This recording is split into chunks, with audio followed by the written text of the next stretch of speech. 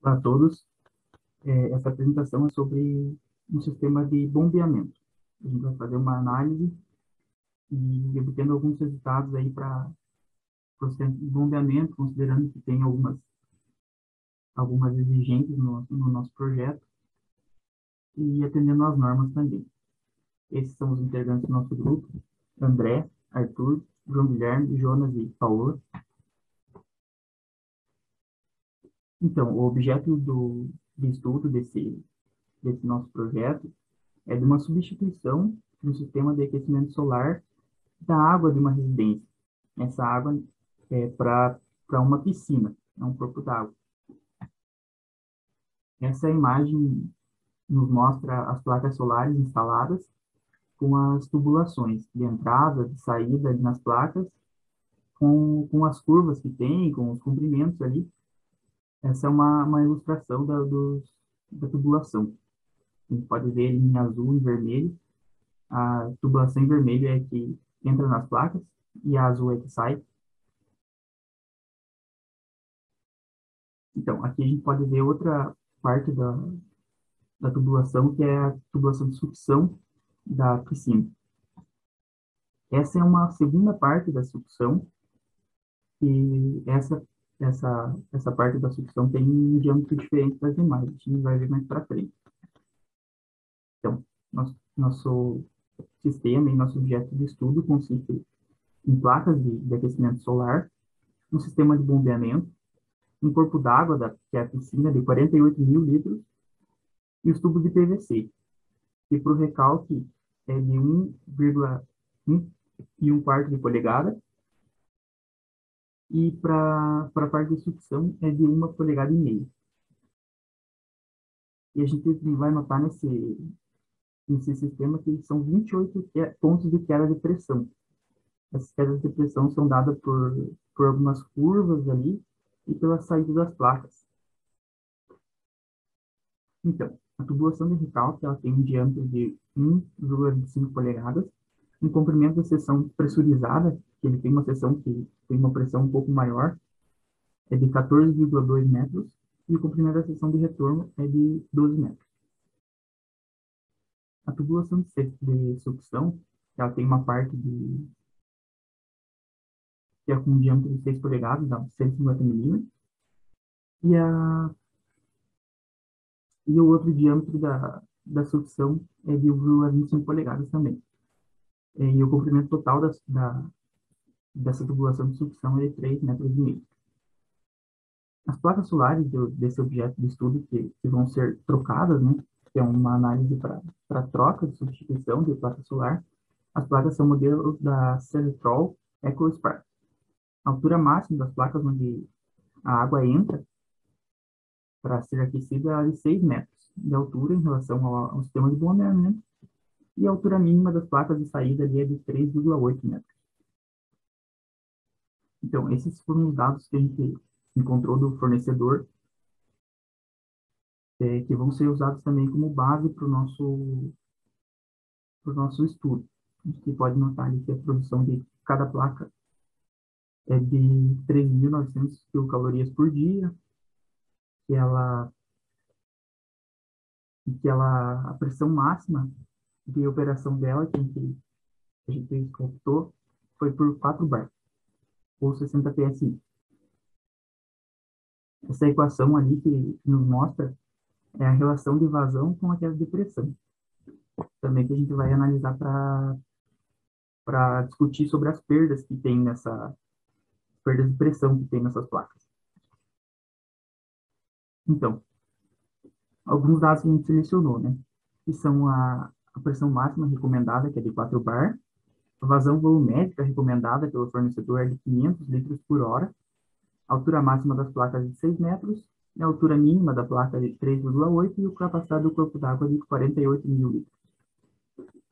A gente tem 28 acidentes de queda de pressão, sendo eles no recalque 12 curvas de 90 graus, de 1,25 polegadas, e mais 3 curvas de 45 graus de 1,25 polegadas também de diâmetro.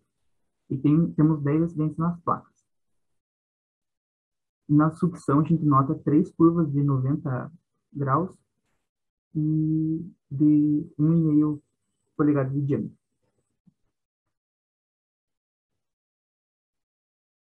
Aqui a gente pode notar algumas exigências do nosso projeto que a gente levou em conta para fazer os cálculos.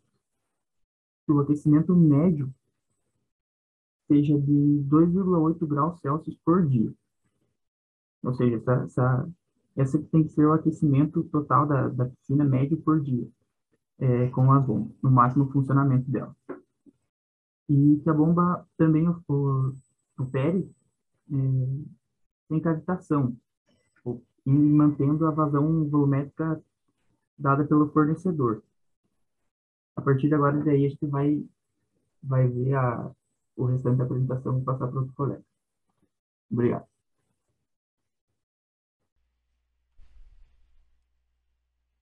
Olá a todos, meu nome é André Barros e eu sou a segunda pessoa aqui do nosso grupo para apresentar o trabalho sobre é, a sistemas de bombeamento da matéria de máquinas de fluxo, e a minha parte aqui vai ser sobre o balanço de energia térmica no sistema.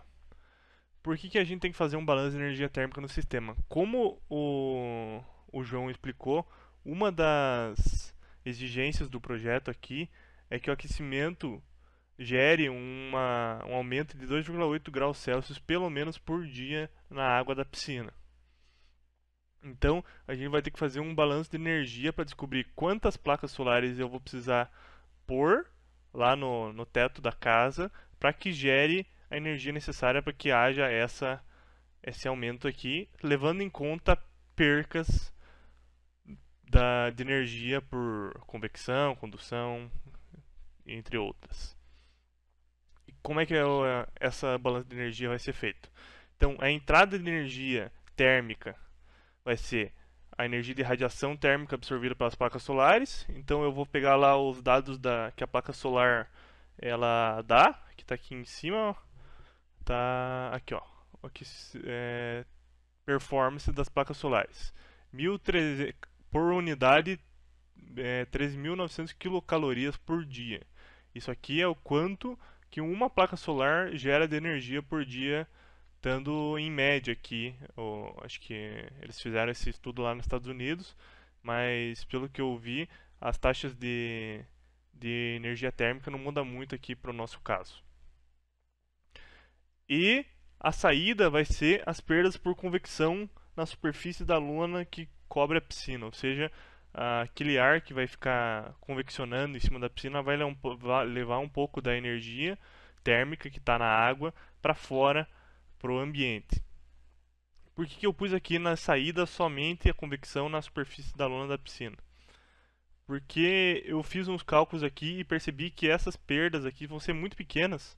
Então eu pus mais essa saída aqui mais por um exemplo, para não ficar sem levar em conta.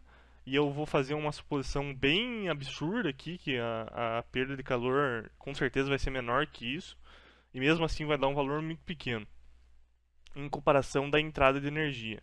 Então por isso que eu estou levando em conta aqui somente a convecção na superfície da lona. Não estou levando em conta a perca lá nas placas solares. Deixa eu mostrar aqui uma foto. Aqui, nas placas solares, que com certeza tem perca na tubulação também, mas como essa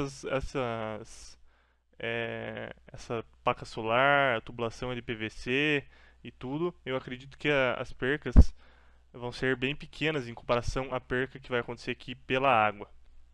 Por isso que eu estou levando em conta mais a água.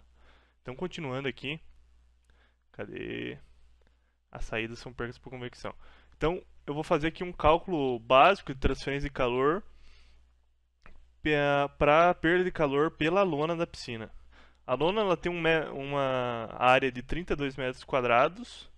E por que eu vou usar aqui a condutividade térmica do ar? Quem nunca viu uma lona de piscina, acho que provavelmente todo mundo viu, mas ela é feita de bolhas. É um plástico que ele é, acho que extrusado, não sei bem ao certo, mas que ele contém ar dentro. Então ficam umas bolhas assim presas no plástico Por isso que eu estou levando em conta a condutividade térmica do ar, porque eu acredito que não vai mudar muito dessa condutividade térmica do ar aqui não. A espessura da lona 5 milímetros, então dá 0,05 metros. E a diferença de temperatura da superfície da lona, da superfície que está em contato com a água, com a superfície que está em contato com o ar. E aqui está falando que as percas de tubulação para o solo através do material da piscina serão desconsideradas nos cálculos, porque eu estou levando em conta essa hipótese absurda aqui, que eu ainda não falei corretamente aqui, mas qual que é a suposição que eu vou ter aqui? Eu vou fazer um cálculo de, vamos dizer, aqui, ué, não estou conseguindo desenhar, aqui ó, aqui vamos dizer, aqui tem a lona da piscina, eu vou fazer um cálculo de condução de calor, não convecção, da lona da piscina, que aqui vai ter a água, né, aqui para baixo, aqui está a linha d'água, então a água está aqui para baixo, o nível dela. Então eu estou fazendo um cálculo de condução pela lona. Eu não estou levando em conta a convecção que está ocorrendo aqui. Então, o que eu estou traduzindo dessa análise? Eu estou fazendo que o coeficiente de convecção do ar aqui é infinito, ou seja, a temperatura infinita aqui, que é o termo que a gente usa para a temperatura que está distante da superfície que a gente está analisando, por causa que o coeficiente de convecção é infinito, a temperatura na borda, ou seja, na superfície, vai ser o mesmo T infinito. Por isso que é uma coisa absurda, isso aqui não existe. Com certeza aqui tem uma diferença de temperatura bem grande entre essa temperatura do ambiente com a temperatura que está do lado da lona. Por isso que essa suposição aqui não é tão absurda assim. Eu acho não, com certeza essa perca de calor pela lona vai ser bem menor do que bem maior do que a perca por todas as laterais aqui. Até porque aqui é terra é um material bem isolante e antes da terra tem a fibra também. Então a perca de calor com certeza vai ser inferior. Passando para o próximo slide, aqui. Então a taxa de transferência de calor por condução, ela é dada por a lei de... Como que é o nome? Pela lei de Fourier, que é a taxa de transferência de calor é igual a um coeficiente da condução, que pode ser inverso da resistência térmica, vezes a temperatura, vezes a área que está sendo tratada, dividido pelo comprimento da parede que você está analisando. Isso aqui está uma fórmula da lei de Fourier bem mais simples, porque a lei de Fourier ela é derivada aqui, tem uma taxa de transferência, aqui o L também, mas aqui pro caso de uma parede, ou seja, a gente pode exemplificar a lona como sendo uma parede. Nossa, de novo, aqui não risca. A lona como sendo uma parede com espessura aqui 5 milímetros, aí a área aqui de 32, que nós tínhamos falado anteriormente, pode ser simplificado por uma parede, então a análise é mais fácil. Chegamos a uma perca de calor substituindo os dados de K, que é o K do ar lá que eu falei, a temperatura, que é a diferença de temperatura, vai ser de 10 graus, para o ambiente e para a água, a área, que é 32 metros quadrados, e o H, que é a altura da lona. Então, substituindo aqui os valores, chegamos que a perca de calor é 1,656 kW. Kilowatt é kilojoule por segundo. Então, multiplicando aqui por segundo para virar minuto, daí por minuto para virar hora, e por 24 horas por dia, chega que a perca vai ser de energia vai ser 143 vezes 10 a terceira quilojoules por dia. Então, substituindo para quilocalorias, que é as medidas que a gente está utilizando no trabalho, vai ser 599 quilocalorias por dia perdida pela lona, pela condução de calor. Agora vamos passar para o cálculo da quantidade de placas solares. A gente sabe lá pelos dados pelo fabricante da placa solar que a produção diária de média de energia é 3.900 quilocalorias por dia por placa. Então, sabendo também que o calor específico da água é 1 quilocaloria por quilograma grau Celsius, ou Kelvin, que tanto faz, né? Porque a unidade ela é equivalente quando ela vai mudando. A capacidade térmica da piscina ela pode ser escrita como CP vezes o volume vezes a densidade. Esse CP aqui na verdade tinha que ser minúsculo, porque está multiplicando pela densidade, é o CP específico, não é maiúsculo, tinha que ser um minúsculo aqui, foi um erro de digitação, vezes a densidade. A gente sabe que o volume da piscina é 48 mil litros, ou seja, 48 metros cúbicos. A densidade da água é 1 kg por litro. E o CP da água está aqui em cima. Então, multiplicando tudo isso, a gente chega que a capacidade térmica da piscina é de 48 mil quilocalorias por grau Celsius ou grau Kelvin. Tanto faz. E o que é essa capacidade térmica da piscina? Então, eu tenho que investir em energia térmica na piscina 48 mil quilocalorias para que suba 1 grau Celsius. Isso que é a capacidade térmica da piscina. Então, passando para os próximos cálculos. Eita, passou um pouquinho.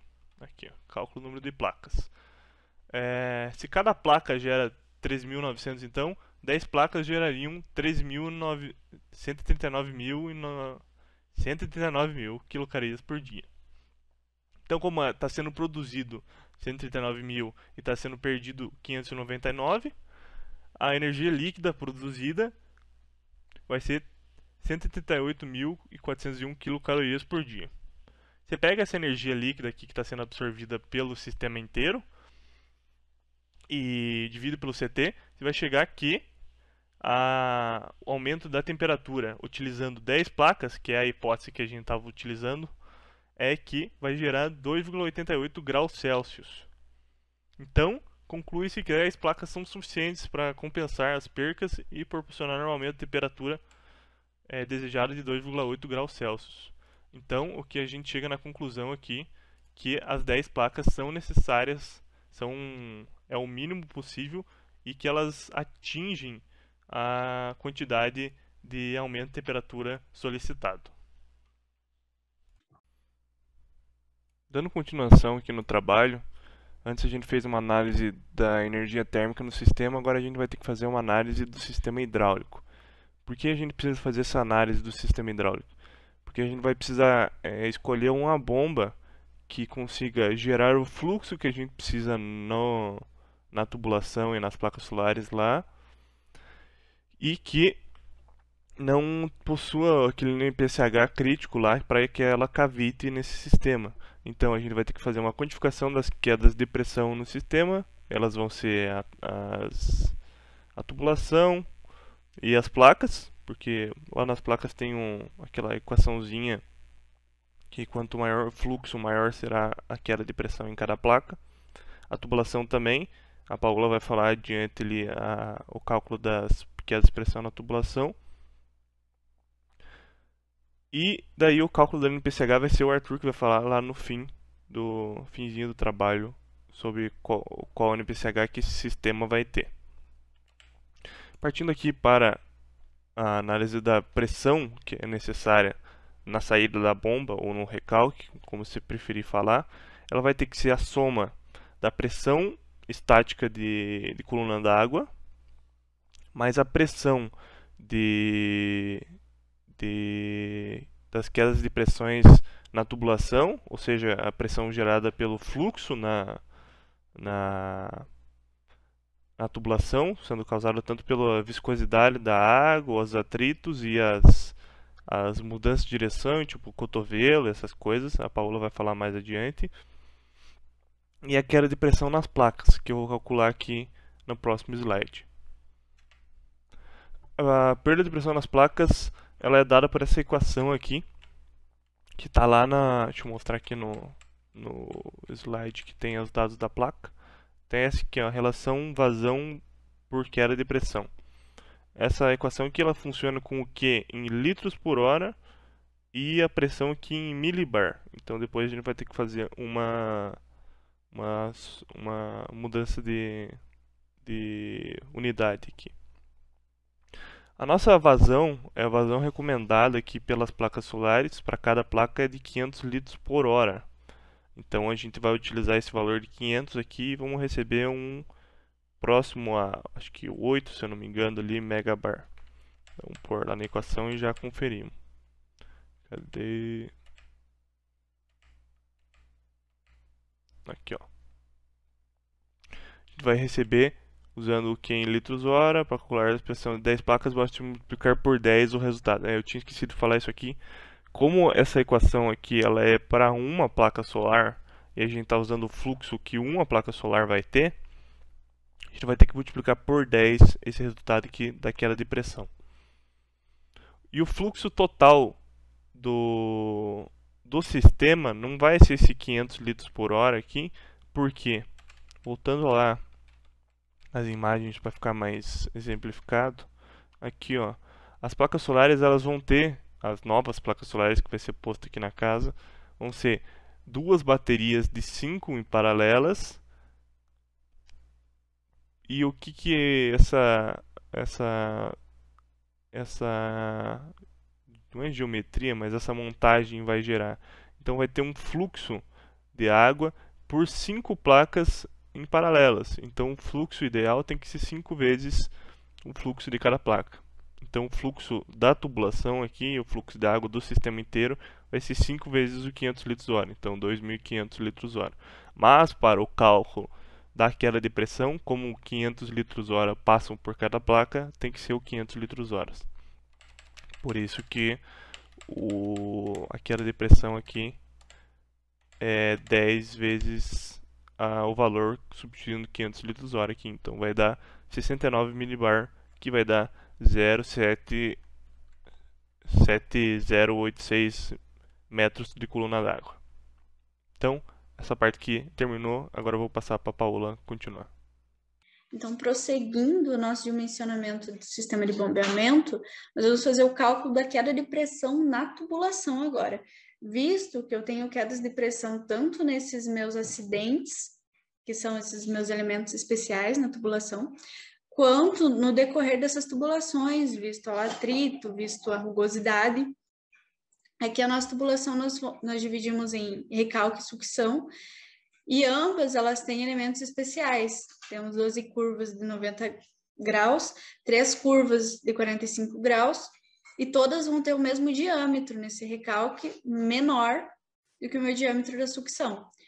Nós não precisamos fazer o cálculo do dimensionamento da tubulação aqui, porque esse projeto é um projeto já existente, já aplicado, cujo intuito é fazer o dimensionamento da bomba. Então a gente precisa dos requisitos necessários para que essa bomba ela faça o que o projeto demanda. Então, para isso, nós vamos estar calculando a queda de pressão na tubulação pela fórmula indicada pela NBR 5626/98, que é a fórmula de Stial. E para o cálculo da pressão manométrica, a gente vai estar utilizando os métodos dos comprimentos equivalentes, visto que nesses pontos de carga localizada, nesses elementos, eu tenho um comprimento equivalente associado. Aqui a sucção, a gente tem 3 curvas de 90 graus com 1,5 polegada de diâmetro, só para não deixar passar em branco as informações para os cálculos. Então aqui eu trouxe a tabela que relaciona esse comprimento que vai afetar na minha tubulação com a presença desses meus elementos especiais. Aqui nos dois casos a gente tem curva 90 graus e curva 45. E aqui relacionado a esses diâmetros já da tubulação, tanto para sucção quanto para recalque. Voltando aqui, então essa tabela ela é para PVC rígido ou cobre. Se trata de um outro material, é uma outra tabela que vai estar sendo usada.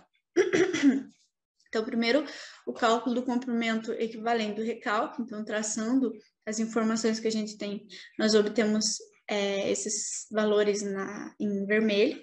Aí, multiplicando pela quantidade desses elementos, a gente vai ter e somando, claro, um comprimento equivalente, que vai ser mostrado no próximo slide. E aqui, o comprimento equivalente da sucção. Como eu só tenho curvas de 90 graus, e eu tenho um diâmetro de 1,5 polegadas, então a gente vai estar utilizando somente a multiplicação da quantidade desses elementos. Então, fazendo esses cálculos que eu já citei, a gente vai ter um comprimento equivalente no recalque de 27 metros e um comprimento equivalente na sucção de 6,4 metros. As informações do projeto, elas nos trazem o comprimento linear na tubulação, então desconsiderando esses elementos, sendo igual a 26,2 metros. A pressão estática, então essa pressão de coluna na tubulação de recalque é 6 metros. E o comprimento total, nesse trecho de recalque, ele vai ser igual a 53,2 metros. Então, ele é a soma do comprimento equivalente no recalque com o comprimento linear dessa tubulação. A mesma coisa acontece com o comprimento linear na tubulação de sucção. Então, aqui a gente vai estar calculando a perda de carga na tubulação, utilizando a fórmula de Chiot. Então, essa fórmula ela foi escolhida para ser utilizada porque ela é indicada por norma, e ela é utilizada em projetos que têm instalações de água fria ou quente, cuja topografia ela é caracterizada por ter trechos curtos, variações de diâmetro menores do que 4 polegadas e a presença de grande número de conexões, que é exatamente esse caso que a gente está abordando. Então, a gente vai estar utilizando porque nós também temos uma faixa de velocidade aceitável tanto para o recalque quanto para a sucção, que não ultrapassam 5 metros por segundo ou 3 metros por segundo, respectivamente. Então, aqui, as placas do projeto, elas estão dispostas em 2 baterias de 5 placas, cada uma em paralelo. Então, a vazão mínima por placa, ela deve ser multiplicada por 5.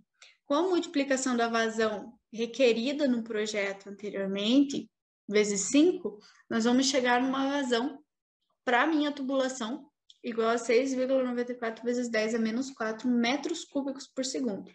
Aplicando na fórmula de Chiot, então, a gente vai ter para recalque o valor utilizando a vazão e o diâmetro desse trecho de recalque, igual a 0,03256 MCA por metro.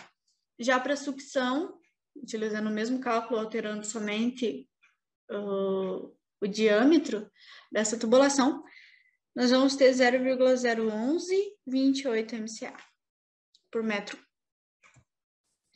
Então, agora, basta nos fazer o cálculo da altura manométrica devido às perdas. Então, vai ser considerado essa pressão com as perdas de pressão. Aqui, a altura manométrica nada mais é do que a soma do valor do nível do fluido até o centro da bomba. Então, esse delta manométrico, essa variação, ela compensa as perdas de carga e de energia do fluido. Aqui a gente tem essas variações no recalque e variação manométrica na sucção, considerando os comprimentos totais calculados para recalque, o comprimento total calculado para sucção, multiplicado aqui pela minha perda de carga, tanto no recalque quanto na sucção.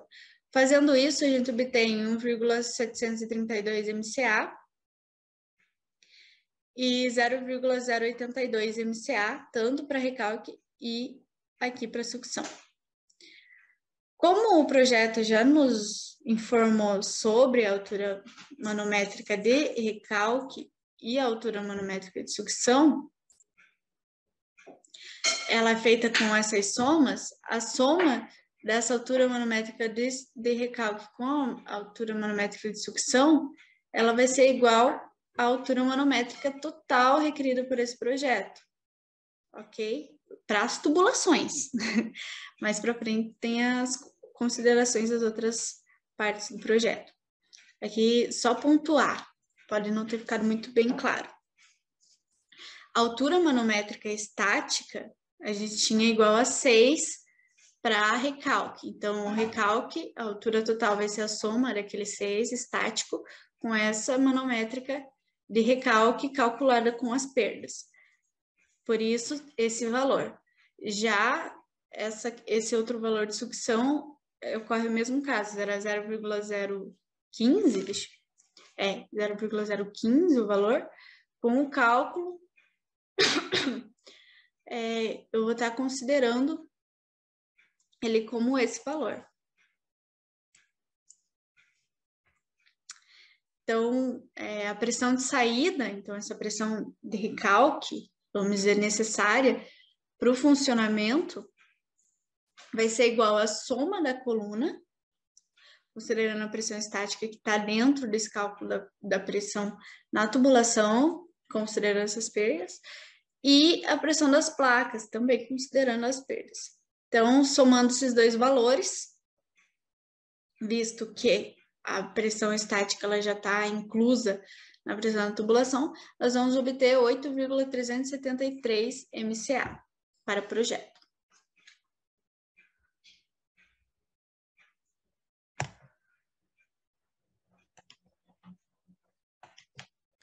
Agora vamos fazer o cálculo do NPSH, sempre para a gente evitar a cavitação na bomba.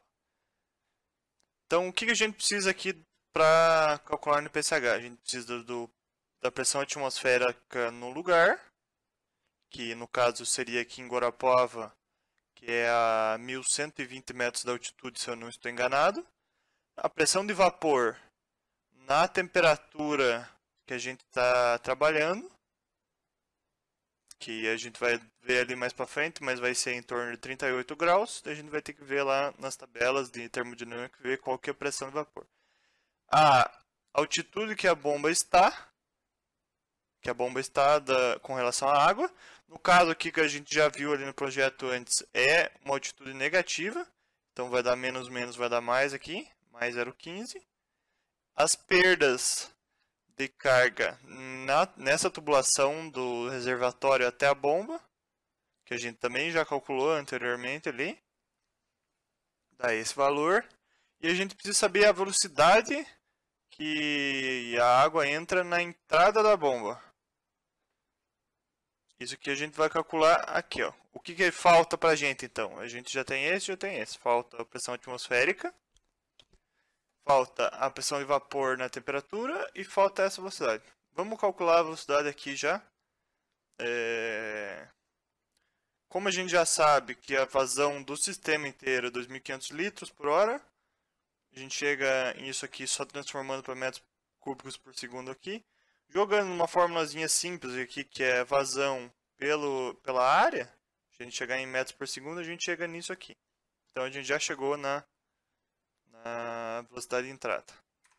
Agora, para a gente achar a pressão atmosférica do local, tem várias tabelas, várias coisas prontas, mas aqui já transformando em coluna d'água, só interpolando esse gráfico aqui, essa tabela, melhor, a 1.120 metros, a gente chega nessa pressão atmosférica em coluna d'água, 8,97 metros de coluna d'água. Agora, para a pressão de vapor, como eu expliquei lá, a gente vai usar 38 graus como um limite superior da temperatura. Quanto maior a temperatura, menor essa pressão. Vamos usar 38 graus porque varia muito de pessoa para pessoa, qual que é a utilização da piscina, do corpo d'água, qual que é a estação do ano, depende muito do gosto da pessoa, mas a gente fez umas pesquisas e no máximo, para uma temperatura agradável para o corpo humano, chega a 38 graus. Acima disso começa a virar sal no troço. Então 38 graus é o ideal. No limite, né? Muitas vezes a gente coloca abaixo dessa temperatura. Só interpolando a tabela aqui do Senjo, aqui ó, do 40 e o 35, a gente tem aqui a pressão de saturação 5,6291. Vai ser difícil de ler, mas só interpolar aqui. No próximo gráfico eu mostro aqui. Interpolando a pressão de vapor da água a 38 graus. A gente chega aqui. Essa pressão de vapor é 6,68 kPa, dividindo pela... transformando ela em metros de coluna d'água, a gente chega nesse valor aqui, 0,68. Com isso, nós já temos tudo o que a gente precisa para calcular o NPSH. Tem a pressão atmosférica, a pressão de vapor, a altura que a bomba está, que ela é menos 0,15 metros, a perda de carga na tubulação e a velocidade de entrada. E a gravidade, é claro que a gente já sabe. Fazendo todos esses cálculos aqui, bem simplesinho, só menos mais, a gente chega em 8,237 metros de coluna d'água. Depois nós vamos conferir com os dados que a bomba vai nos dar para ver se é suficiente. Olá a todos, meu nome é Jonas e agora a gente vai explicar um pouco como foi feito o processo de determinação de qual bomba nós usaríamos para esse sistema de aquecimento. Então, para a determinação da bomba, nós pesquisamos o catálogo de uma empresa, nós escolhemos uma bomba baseada nos dados que nós obtivemos com os cálculos feitos até agora. Depois foi realizado o cálculo do fluxo real dessa bomba, para ver se ela atingia os requisitos de projeto que nós tínhamos. E depois foi feita a verificação do NPSH, obtido pelos cálculos anteriores, para ver se essa bomba também atingia a exigência de NPSH necessária para o projeto. Então, os dados que nós tínhamos era uma vazão solicitada de 2,5 metros cúbicos por hora, uma pressão de trabalho de 8,373 MCA e o nosso NPSH, que foi calculado anteriormente, de 8,23.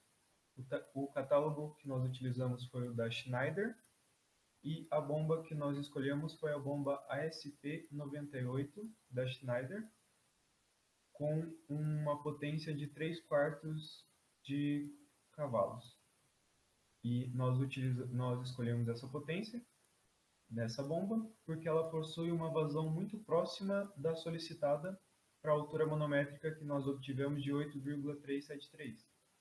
E no caso, nós fizemos uma interpolação linear entre 8 MCA e 10 MCA para a altura manométrica total, e esse valor ficaria entre 2,55 e 2,49 metros cúbicos por hora de vazão.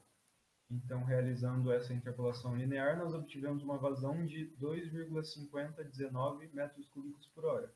Ou seja, essa bomba, a ASP98, de 3/4 de cavalos, ela é suficiente para gerar a vazão solicitada para o nosso sistema, e também ela atende às medidas de NPSH, porque, como pode ser observado abaixo, o nosso NPSH do sistema é de 8,23 e o da bomba que nós pegamos é de 8.